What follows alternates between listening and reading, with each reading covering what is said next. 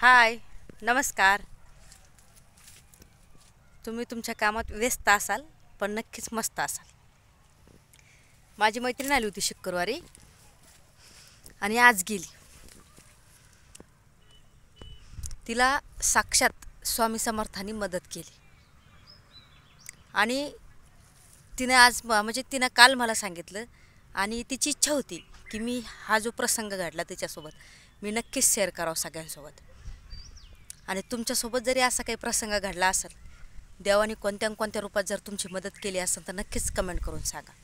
कारण कळत न कळत चांगल्या लोकांना देव मदत करतच असतो, कोणाच्या कोणाच्या स्वरूपामध्ये. तिचं असं झालं, ती मुंबईला जॉब करत होती आणि पुण्याला तिची मुलगी छोटीशी 4-5 वर्षाची आई राहत होती. आणि तिच्या मागे अर्जंट काम आलं. वेळेवर सांगितलं जॉब सुटल्यानंतर 6 वाजता की यावंच लागतं म्हणून वेळेवर सांगितलं तिच्या पप्पाने. आणि मग ती तिथून 7 वाजता निघाली, 7-8च्या बसनं निघाली मुंबईवरनं पुण्याला यायला. तिचे पप्पा नव्हते पुण्यामध्ये. ती 12 वाजता पोहोचली. तिची आई आणि मुलगी तर तिला घ्यायला जाऊ शकत नव्हत्या, कारण ती मुलगी छोटी असल्यामुळं आई इतक्या रात्री त्या मुलीला सोडून जाऊ शकत नव्हती आणि सोबत घेऊन जाऊ शकत नव्हती, कारण ते नवीनच पुण्यामध्ये राहायला आल्यामुळे त्यांची ओळखही एवढी नव्हती. मग रात्री 12 वाजता ती उतरली आणि खूप म्हणजे चिंतेत होती, म्हणजे नाही का, घाबरली पूर्ण. कोणतीही मुलगी ऑफकोर्स रात्री 12 वाजल्यात घाबरणारच, तशी ती घाबरली. आणि नंतर तिनं म्हणजे ती आता विचार करत होती की ओला बुक करायचा आहे की रिक्षा बुक करायचा आहे. विचार करतच होती, उभाच होती की चला आता म्हणजे काय बुक करायचं म्हणून. बरोबर 12 वाजले असतील, वरती थोडेसे झाले असतील.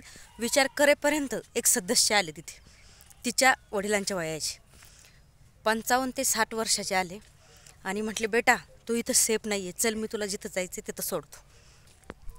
आणि तिलाही म्हणजे एखाद्या व्यक्तीविषयी नाही का पॉझिटिव्ह फिलिंग येते की नाही, ही व्यक्ती चांगली आहे बाबा आणि आपल्याला खरंच सेफ घरी सोडू शकते. तिलाही तसंच वाटलं आणि ती बसली गाडीवरती बसली. ते काका एक शब्दही तिच्याशी बोलले नाही रस्त्याने, फक्त कुठं जायचं एवढं विचारलं आणि सोडलं. उतरताना फक्त एवढंच म्हणले की मला स्वामी समर्थांनी तुझी मदत करायला पाठवलं होतं. बस एवढं म्हणून ते चालले गेले. एवढ्या रात्री 12 वाजता साक्षात स्वामी समर्थांनी येऊन तिची मदत केली. ती कधीच कोणाविषयी वाईट विचार करत नाही, इवन की कोणाविषयी वाईटसुद्धा बोलत नाही. तर जे लोक नेहमी चांगला विचार करतात दुसऱ्याविषयी, त्यांचं कधी ना कधी चांगलं होतं आणि त्यांना नक्कीच चांगले लोक येऊन मदत करतात. त्यामुळं शक्यतो लोकांविषयी वाईट विचार करणं टाळा आणि आपण ज्या लोकांविषयी विचार करू तेच आपल्यासोबत नक्कीच होईल.